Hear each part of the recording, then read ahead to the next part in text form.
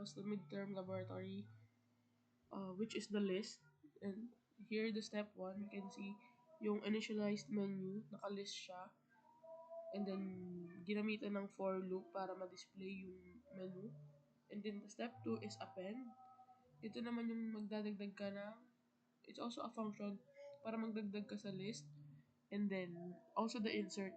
And then, ito naman, new dish, mag-input ng bagong name dish. And then, yung price, kaya may whole number. And then, append, magdadagdag uli.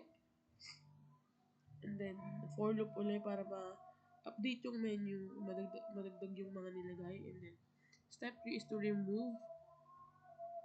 Yun naman tatanggalin yung fries sa current menu. And then, print uli para makita na natanggal na using the for loop.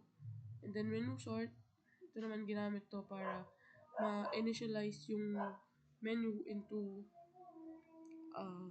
maayos na order, which is lowest to highest.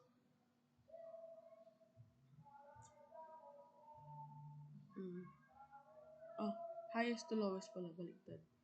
And then the step 5 is magse-search ng dish yung customer sa if, and then hanapin doon sa loop ng menu. If wala, babalik siya and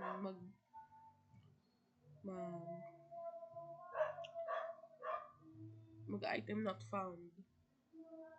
And then the next is step 6. Extend naman, ito naman is for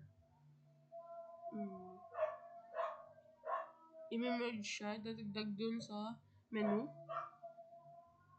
And then for loop uli. And then mag-replace ng order yung customers.